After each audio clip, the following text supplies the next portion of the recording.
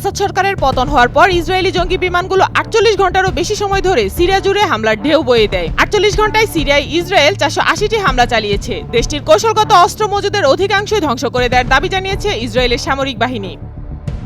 সিরিয়ার ক্ষমতাচ্যুত president Bashar আল আসাদকে নিরাপদে দামেস্ক থেকে সরিয়ে আনা হয়েছে বলে জানিয়েছে রাশিয়া। এদিকে ২০১৫ সালের পর সন্ত্রাসীদের মোকাবেলা ও পরিস্থিতি স্থিতিশীল করতে রাশিয়া সিরিয়াকে সহায়তা করেছে এবং এই মিশন আগেই সম্পন্ন হয়েছে বলে জানিয়েছে মস্কো।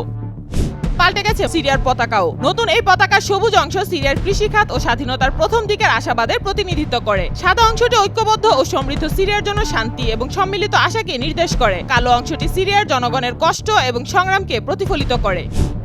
আত্মহত্যার চেষ্টা করেছেন সদ্য গ্রেপ্তার হওয়া দক্ষিণ কোরিয়ার সাবেক প্রতিরক্ষামন্ত্রী কিম ইয়ং হিউর, তবে তা ব্যর্থ হয়েছে। অন্যদিকে দেশটির প্রেসিডেন্ট ইউন সুক ইউলের দপ্তরে তল্লাশি চালিয়েছেন তদন্তকারী টিম। তারা সামরিক আইন জারি রাতে মন্ত্রিসভার বৈঠকে নথিপত্র জব্দ করেছেন।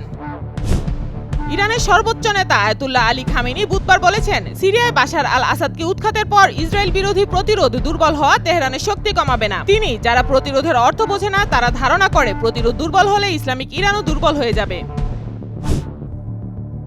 সুদানে বোমা হামলায় অন্তত ১২৭ জন নিহত হয়েছে। গত সোম ও মঙ্গলবারের এই হামলায় নিহতদের অধিকাংশই বেসামরিক নাগরিক। দেশটিতে সামরিক বাহিনীর সঙ্গে আধা সামরিক বাহিনী র্যাপিড সাপোর্ট ফোর্সেসের সংঘাত বাড়ছে।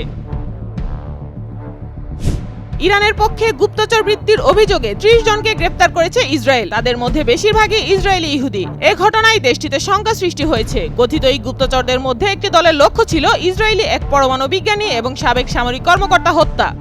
মমতা বন্দ্যোপাধ্যায় বাংলাদেশে সংখ্যালঘুদের সুরক্ষা দেওয়ার জন্য ভারতের কেন্দ্রের ক্ষমতাসীন নরেন্দ্র মোদীর সরকারের প্রতি আহ্বান জানিয়েছেন। বিতর্কিত এই আবদার জানিয়ে মমতা বলেছেন, কেন্দ্রকে অবশ্যই সহিংসতা বিধ্বস্ত বাংলাদেশের সংখ্যালঘুদের সুরক্ষা দিতে হবে এবং যারা ফিরতে ইচ্ছুক তাদের ফিরিয়ে আনতে হবে। ইউনিসেফের প্রতিবেদনে অনুমান করা হয়েছে ৫ বছরের কম বয়সী ৭৭% শিশুর জন্ম গত ৫ বছরে নিবন্ধিত হয়েছে। ১৫ কোটি শিশু অদৃশ্য, আইনি পরিচয় দিয়ে বঞ্চিত এবং রাষ্ট্রহীনতা ও অধিকার লঙ্ঘনের ঝুঁকির মধ্যে রয়েছে। যে কোনো ব্যক্তি বা সংস্থা যিনি $১ বিলিয়ন অর্থ বিনিয়োগ করবেন আমেরিকায়, তাকে দ্রুত অনুমতি ও পারমিট দেওয়া হবে। এমনকি পরিবেশগত সম্মতির ক্ষেত্রেও তা সীমাবদ্ধ থাকবে না। প্রতিশ্রুতি দিলেন মার্কিন প্রেসিডেন্ট নির্বাচিত ডোনাল্ড ট্রাম্প।